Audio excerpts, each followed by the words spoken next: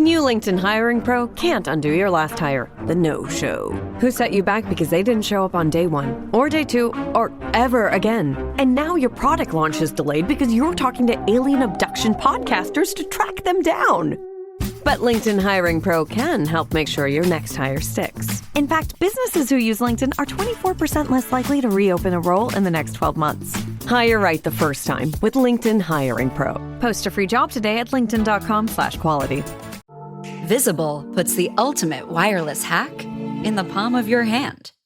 With unlimited 5G wireless data and hotspot designed to keep you connected, powered by Verizon's 5G network. And no contract holding you back. Plans start at $25 a month, or get the premium Visible Plus Pro plan and save $10 on your first month when you use promo code HACK. Make the switch at visible.com. Terms apply. See visible.com for details. Did you know that more than 33 million people in North America suffer from an overactive bladder? Yet most never talk to anyone about it, even their doctor. Or did you know that urologists aren't just for the old guy problems? They deal with everything from kidney stones to spinal cord injury care.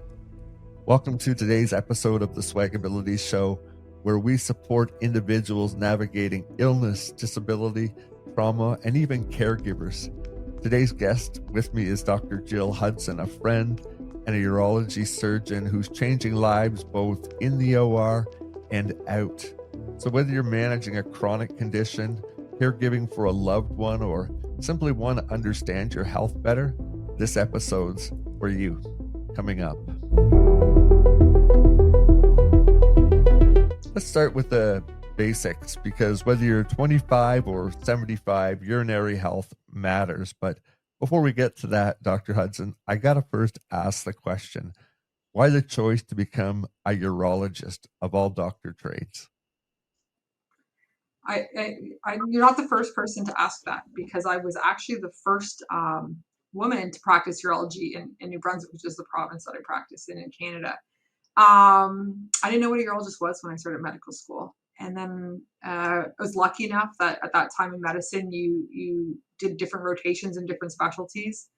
And the problems in urology are so interesting, and there's not always a solution, but there's often something you can offer that will help or improve a person's quality of life. And that was so appealing to me that I pursued the specialty and I matched. And it's almost been 13 years now that I've been working in Fredericton. So time goes by so quickly. Yeah. That's why, as you know, I think it's the best job in the world. And how can people, to the best of their ability, prevent from getting a kidney stone? Our diets in North America really predispose us to kidney stones, which is why they're so common. And so we probably don't eat enough fiber and drink enough water generally in our diets. And we eat a lot of salt and we eat a lot of animal protein. Mm. So all those things mixed together to make us like a great place to form kidney stones. Mm. Go ahead. No, I was curious because do you see them more in men or women, or is it quite even across the board with kidney? It used to be more men, but it's about equal now. Mm-hmm. Yeah. And what would the symptoms be that someone should look out for to if they were wondering if they had a kidney stone, or what kind of looking for the word, what kind of things would they notice that would indicate that there's something there? There might be blood in the urine. That can be part of that long list we have of what causes blood in the urine. Mostly, it will not be a surprise. It will be horrible pain that we have a specific name called renal colic. And if you ever meet an emergency room nurse, they'll tell you, oh yeah, we know them at the front door when they walk in, because they're having a spasm, pulsing type of pain. You can get a lot of nausea and vomiting with it. It's usually on one side or the other. It's pretty rare to have it on both sides. And sometimes it can radiate down into your vulva or your penis or your scrotum. That's like pretty common for it to happen. But it's going to be a pain where you just cannot sit still. And so you see people rocking and rolling. Rocking and rolling is what my patients tell me happens with the kidney stone. And so it's not usually a surprise to my patients when I tell them they have a kidney stone. Once in a while, because if a kidney stone is up in the kidneys and it's not blocking, you won't really know it's there. But if you have a CAT scan for another reason, often people will say, oh, did you know you had a kidney stone up in your kidney? And then that's the conversation we have. There's really no way of knowing that's there unless you have a CAT scan or an ultrasound or an x-ray for something else. But when it goes into the ureter or the tube that connects your kidney and your bladder, then and it's more difficult in people with a spinal cord injury to diagnose it because sensation can be different. Sure. And more likely if a person who has bladder infections recurrently for it to be serious, because a kidney stone is actually most of the time not life-threatening. It's horribly painful, but it's generally not life-threatening unless you have a fever with it. And then it is a really big deal because it means there's urine caught up behind and a person can get septic from that. And so that's, a spinal cord injury patient with a kidney stone is sometimes a lot different than the general population. What are the treatments for someone if they do develop a kidney stone? Are there home remedies, or is it usually all medically treated before we move on from there? Depending on the size, and a lot of it depends on the size of the kidney stone, among other factors. But if the stone is smaller, under 5 millimeters, most people can pass that kidney stone with time and knowledge and sometimes some medical support. They can get rid of that as long as they don't have a fever at the same time. Over 5 millimeters, it gets harder for a person to pass independently. And it's funny, everyone asks me, like, is there any way to dissolve this? Is there any way to dissolve this stone? And then I'll have people from all over the world saying, where I'm from, we drink this, or we eat this, or this happens. And I don't know what it is, but sometimes they come back with big stones that they've passed. So I am not going to argue for or against those methods because I don't know what they are. Yeah. We don't have anything here unless you have a very specific type of stone called the uric acid stone. And then we can dissolve those stones actually with over-the-counter medication. Okay. Those stones make up a small percentage of overall kidney stones, which is why the rest of them, you either pass them yourself or we do surgery or something called lithotripsy or S-wall. It has different names people call it. And it's interesting because you lay on a table with water between you and the machine, and there's looks like a bowl that vibrates and it generates shock waves. And we were able to aim those shock waves distinctly at the stone and break the stone into sand as opposed to a stone. And then you pass pieces of sand as opposed to a stone. It seems like science fiction, but it's real. Yeah. There's a lot of confusion around prostate health. When should someone start to get screened for anything prostate related when men, because as we are men, we tend to all think we don't have a problem until it's sometimes too late or too far down the road. When should someone either start to be screened, and I'm assuming with their local doctor, or what can it be done at home? I know nothing when it comes to that. What do you suggest?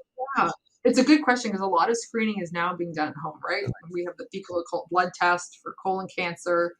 There's some new things coming up with cervical cancer, but in prostate cancer, we still have to visit someone and get your PSA done. And that may change in the next few years, right? What test we order and how it's ordered. But for now, PSA is routinely what's used. It's a blood test. Is that the other source of screening other than blood work, or is it, when does that? Before we had PSA, that was the only test that people had was the rectal exam, or the DRE, we call it. And so this is my opinion, like to do both together, PSA and a rectal exam.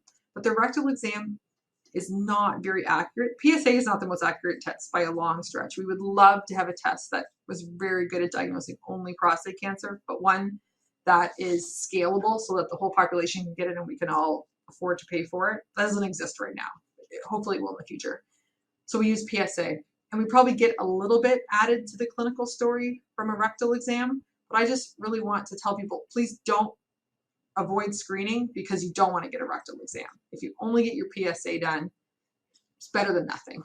Because yes, the rectal exam is part of screening if you're willing to undergo that.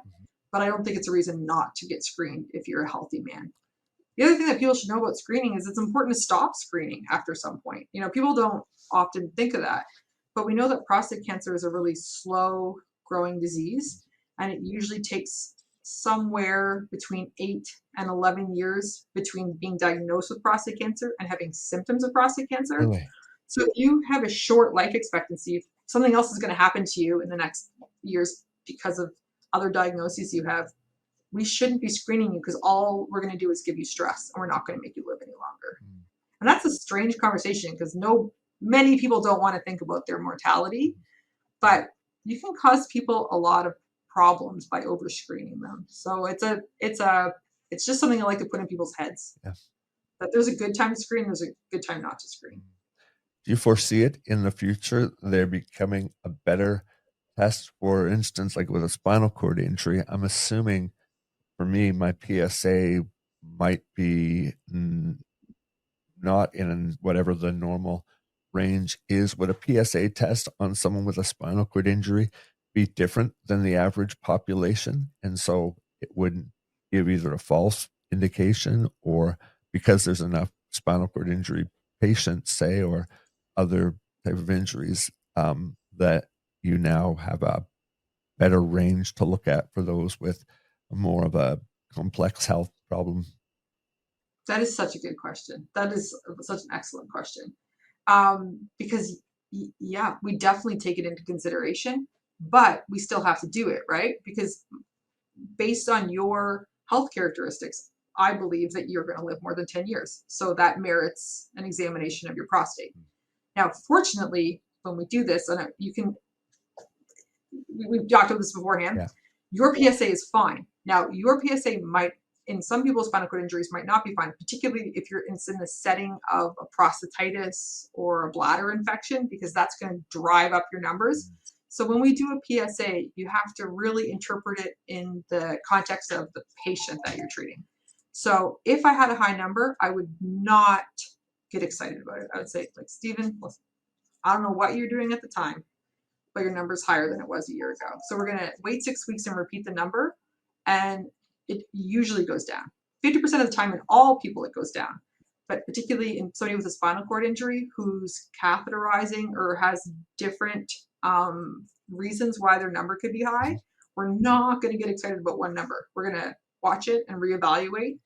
And if it's still high, then we're going to test further, because we want to make sure that we're not missing something. But most of the time, if you can use a PSA in a spinal cord injury patient just like you can in everybody. Googling all the time to see whatever, or you're Googling to make sure you don't have them. There's nothing Google's going to solve physically in you other than give you something to worry about. It's getting it into the hands of professionals that can then read the data within the parameters of where your health lies, and let them use that 15 years of education, as opposed to I would say, using a computer to diagnose and then worry about it. But that's just my opinion, my encouragement. And I think you're really good at advocating for yourself and educating, right? This is why you're doing this today, because I think in people with complex medical histories, sometimes there's always something at the forefront, right? There's always something else to worry about. Right. And it's easy to put things on the back burner. So we have to use, what about my prostate? Yeah, you're right. That is a chronic health condition that's really easy to put somewhere else. But unless you have something that's going to make you live less than 10 years, we should be monitoring on a regular basis. Absolutely. Yeah. So it's good to be your own advocate too, which I think is it's that relationship, like you said at the beginning, that you have with your doctor, so that you can advocate and then your doctor can look at it and interpret it. That's right. I have friends, I have friends that they don't look up any stats because they're like, well, we're told not to Google anything, so I'm not going to Google it. And I don't go to my doctor because the reason behind that is because they're going to find something. So if I don't think about it, don't see it, or I don't go deal with it, then it doesn't exist. And then it's just a backwards way of thinking, but it's their comfort zone is to, if I avoid, ignore, don't read, then I'm healthy. And so there's those people as well. So I think there's two sides of the pendulum. One swings the far other way, and then you get people that are phoning their doctor every day. But I think, like you say, self-advocating is probably one of the best ways, because we all know our bodies the best, and watching out for documentaries or videos like this where you get some information and then take that information and apply it to your own health life, and from there make smart decisions.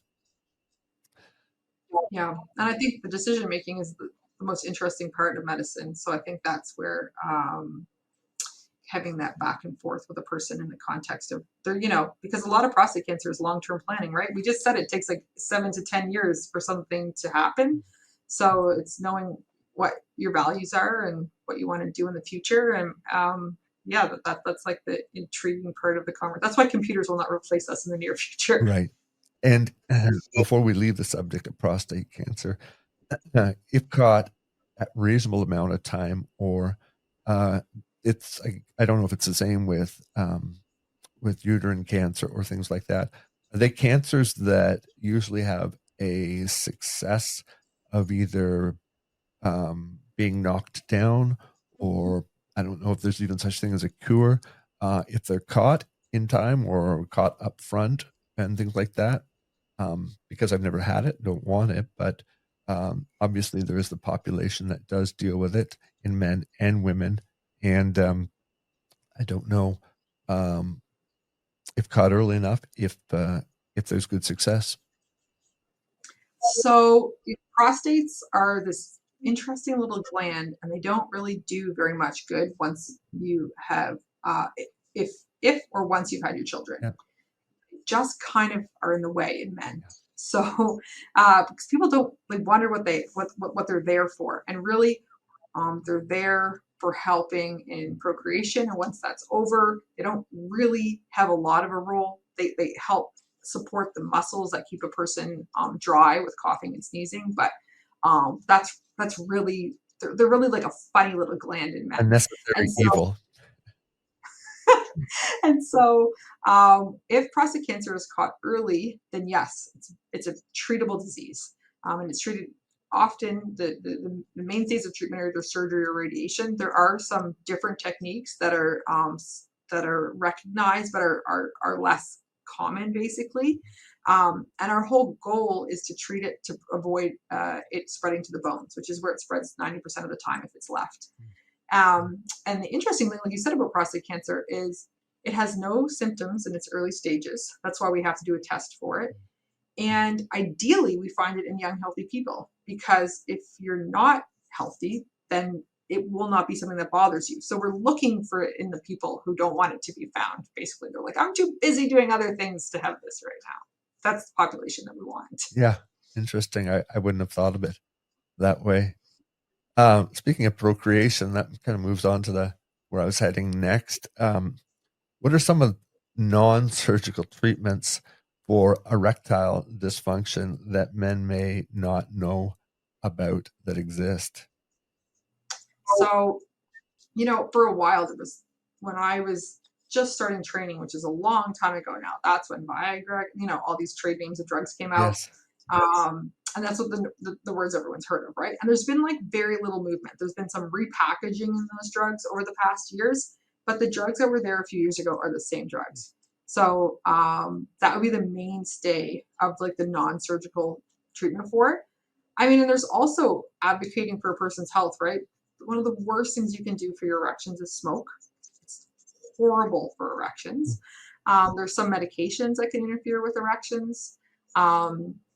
Having uncontrolled diabetes or high blood sugars, horrible for erections. So there's things that a person can do independently, and those are long-term planning things, right? Of avoiding smoking and diet and exercise, which is so difficult, but that's honestly the truth of a lot of it. A lot of people believe that erection and heart disease are linked. So because you have the same risk factors for both, which is really interesting. Yeah. And so it's trying to prevent it, because we're not great at treating it once it's there. We have the pills. They can work for people. They can be pretty expensive if you don't have insurance, and a lot of plans in Canada don't cover it very well. And then we do this injection therapy or a pellet where we actually use the chemicals that give you an erection and we put it right in the penis. Men are like not super keen on doing that a lot of the time, but it is an option that we teach people how to do. Yeah. Yeah. Those were the big questions for young men with spinal cord injuries, was when you're 18, 19, 17, 18, 19, 20. Those are the things that are, it's funny, of all the things to be concerned about after an injury, those are the things that usually people head to a keyboard and start typing. So we've got some videos out there that at least I'm brave enough to talk about it, because I think it's important that knowledge is what helps. And so to not bring it up, I think it's just doing an injustice to helping people move forward with their as much normal as life can be for them. I was just speaking to one of the podiatrists about this topic, because it's becoming part of like the standard like history and physical in physiatry now, because it's such an important part of life. And so the options are there, and I think physicians who treat people with spinal cord injuries know how important it is and really like want to have that conversation. Yeah, for sure. And I believe my injury was 30 years ago, and that was a subject when you were still in rehab that they make sure they cover with you. So I can only imagine that it's gotten better over 30 years time for rehab centers and just probably just, like we said, talking, and doctors being much more aware and knowledgeable. And we've moved, I'm sure in 30 years, the needle's moved a little bit, maybe not as much as we'd like to see it, but moved nonetheless. What about people who struggle with bladder leakage? Are there real solutions, or is it something that mostly, well, it could be later men, but I believe it's a lot women, if I'm not mistaken, but it's much more common. Yeah. Is it something, is it a myth that it's something they are going to have to live with, or is there truly some sort of solution out there that most of the time can make their life a little more better, or what we classify, if we want to say normal, but everyone has their own normal. So yeah. Completely. So this is like a big focus. People spend their lives treating this, and there's more options than there were 10 or 15 years ago, and some of them are pretty effective. And so there's different kinds of leakage. There's something called overactive bladder, which you kind of referred to, which is getting up at night, going too often during the day, and then when you need to go, not being able to make it in time in some cases. And that's often, and again, there's lifestyle things that we should know about, right? Coffee, tea, caffeine is like not hurting your bladder, but it's irritating it. It's going to make that worse. We think that constipation is part of it. It can make it worse. And so the overactive bladder is often treated with medication, and now we treat it a lot with botulism. So some people would know that under the Botox header. And so we inject that, and it's really changed the game in the last 15 years. So that's like that actually, people with non-spinal cord injury should be thanking our spinal cord injury population, because the Botox literature comes from people with neurogenic bladders, and people saw that it worked, and they were like, hey, we need to try this in our patients without spinal cord injuries and without neurogenic bladders. And so then it's like really just exploded from that point. But yeah, we have to give our spinal cord people credit, because that's where it comes from. I didn't realize you said botulism, and never put the two together my whole life. Yeah. How long I've been having this done with you. I don't mind saying it's been years. You introduced it to me, and it made a world of difference. But when you said botulism, I was like, is that really Botox? Yeah, that's what the protein is, which is incredible, right? But it's super purified, and it's dosed very, very specifically, so it's safe. But yeah, I remember when we first started using it, people were like, "Are you kidding me?" Yeah. First time I'm hearing it, so really neat. I should have told you that. Oh, good. I'm going to get my botulism treatment from here on in. So, which is a great part too, is not taking ourselves too serious, to be able to laugh. I mean, we're human. And when we treat these problems with, for me, my wife and I found out the crying part, whatever, it helps for a little bit, but laughter in life is really, I think, a way to really deal with a lot of problems, being lighthearted about it. So that's at least my way of dealing with it, unless other people have success stories of, well, I'm getting into psychiatry, which isn't even my strong point, so I'll leave that alone. We're dealing with general health questions there, but if you have a couple minutes, I just want to segue into a couple where maybe more my following on this channel would be in for those with disabilities. For people who aren't familiar with the term or expression, can you explain what a neurogenic bladder is and what causes it in a person? So neurogenic bladder is just like a really broad term, and it means any bladder that's been affected by a change in the nerves. So even under that heading is now a person with diabetes with high blood sugar because there's injury to the microscopic nerves that feed their bladder. So you can imagine what percent of the population, I don't have it off the top of my head, would have what's called as a neurogenic bladder. When physicians or learners think about it, a neurogenic bladder, they're often thinking about somebody with a spinal cord injury because that's what we would learn about in medical school. And people often don't even think of a bladder as having nerves. And when I was learning, you think of it, oh, it's just this bag of muscle and it pushes and it empties and that's it. But the nerve control of the bladder is incredible. I always joke with my patients when they say, I think it's all in my head, doc. I'm like, of course it's all in your head. It's incredible, right? Your brain and your spinal cord is an amazing thing. We potty train children. Those nerves are so plastic and so amenable that we are able to teach like little kids how to change those pathways so that they can control their urinary tract. It's amazing how powerful our brains are and the connection that we have to our bladder. So anywhere along that pathway, you can have disruption, and that is a neurogenic bladder. Okay, very good. And for individuals, say with spinal cord injuries, or maybe not, now that I know neurogenic bladder just means anything neural that is affected between your brain and that connection, what are the main options for bladder management for someone, or does it depend on the neuro pathway that's interrupted? It entirely depends on the neurologic pathway, because depending on the level of the disruption or the injury or the impairment, because sometimes it's not complete, as you know, right? Sometimes an injury, it's not an on and off switch. You can have a partial. Yeah. So depending on where it is, if it's in your brain, if it's in your cervical spine, so it's in your lumbar spine, your bladder will show up in different ways. So one test we do in urology a lot is called urodynamics. And that is a test where we often start by looking in your bladder to make sure it looks fine. But what the real part of the test is there's a little catheter with a pressure sensor on the end of it. And we start with an empty bladder and we fill your bladder backwards with the sterile fluid. And the pressure sensor tells us if your bladder is high pressure or low pressure or no pressure. And we're able to do that as it's filling, and that helps us diagnose what the problem is. And so it's a test that not very many people have, but if you have a neurogenic bladder, you may have been offered it depending on your symptoms. And with those results, then we come back and talk about, okay, is this a safe bladder? Is this a bladder that you can live with and it's more bother for you?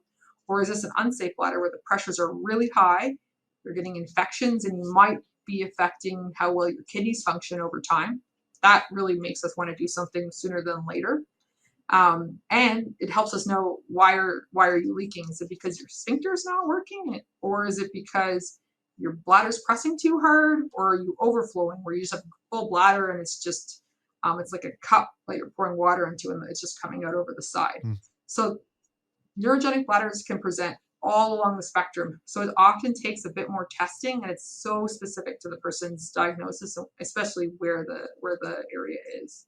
I didn't realize urodynamics still existed. I remember almost every year going through it when I first had my injury. I think they're probably gauging as I'm so incomplete for a C5 quad, just seeing where those levels were. But I guess once you've reached or plateaued and you have a neurogenic bladder, is there much change after you've had that injury and then you've reached the years of what you're going to rehabilitate back?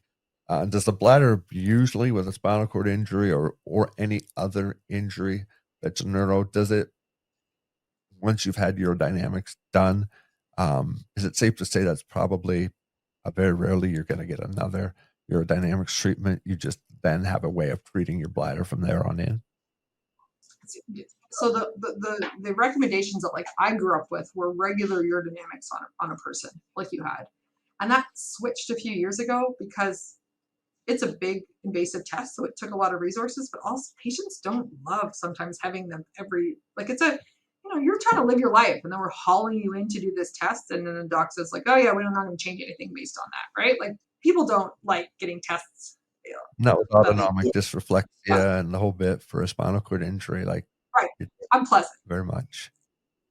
So now we do them if there's a change, so if you're getting more infections, if we see that your kidney function is changing, because we're often still, we're still getting imaging sometimes.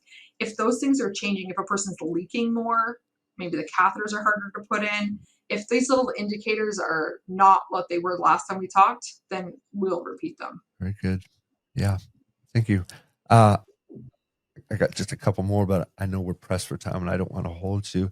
It's good. Okay, yeah. What about when deciding between clean intermittent ICs or indwelling catheter? How does usually the patient makes the call? Recommendations from a urologist. What is the, I don't want to say the better way to treat it, but how do you make the case for either intermittent catheterizations or a fully catheter or some sort of surgery thereof to drain a bladder a different way? What are the symptoms that would say this is the best way for you to treat your bladder? It's so specific to the person and to the injury. And so if we have a person who comes in, all comers off, we like intermittent catheters more. We think the infection rate is lower with an intermittent catheter most of the time than it is with an indwelling catheter.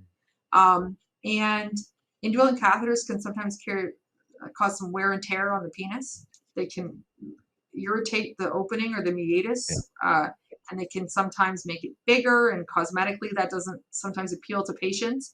So if patients are able, we prefer clean and intermittent catheterizations.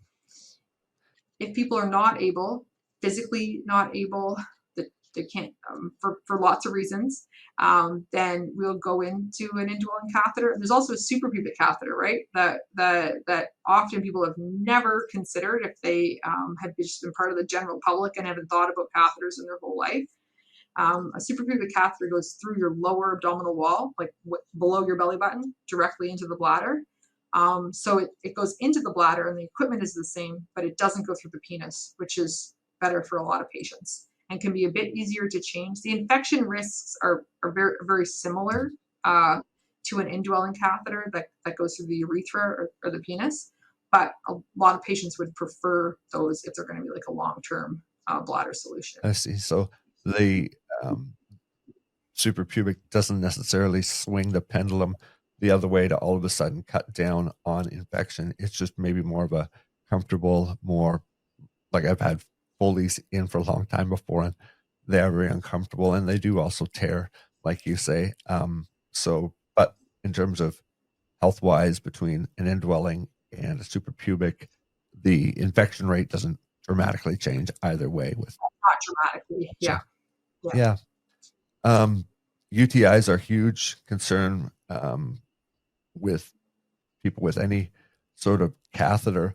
What steps can be taken from your perspective to minimize infections and then trying to figure out when is a UTI to be treated? So it's kind of twofold. When do UTIs? So I'm reading the question wrong. UTIs are a huge concern with many. With catheters, what steps can be taken to minimize infections? I guess would be that. Yeah. So the nice thing that we have now at our hospital and that we've advocated for a long time is a nurse who's a specialist in this, because technique probably matters. It's really hard to research this. And interestingly, a lot of the research is actually in nursing journals. So the nurses are, I would give them a lot of credit, the experts at this, especially urology nurses who specifically work with our patients on this. So technique matters. And so potentially does the type of catheter we're using matter.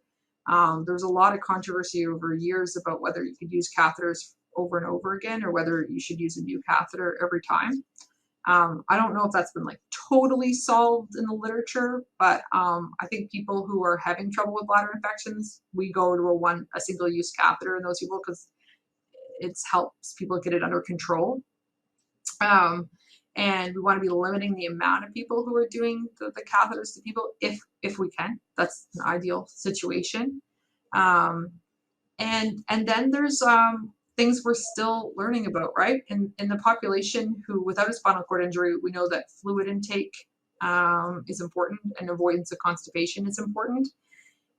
In spinal cord injuries, it's different, right? Because if we get you to drink a ton of fluid, you have to catheterize more. So, and every time we catheterize, we're potentially introducing it. So there's a balance we try to achieve there, right? We're trying to get people to catheterize 4, 5 times a day would be like an ideal situation. We really don't want people catheterizing 10 to 12 times a day because we don't want to be introducing bugs every time. You've heard wisdom from one of the leading voices in urology. So whether you're a caregiver managing daily routines with someone dealing with a chronic condition, or you're just starting your health journey, there is hope, there's help, and there is healing in some cases. So don't forget to subscribe to our channel if you found any value in what you've heard today, and do us the greatest honor by sharing it with someone that you think could be that it would be beneficial to. And visit SwagAbility.com for more resources on our website. And until next time, stay healthy, stay strong, and thrive wherever life finds you.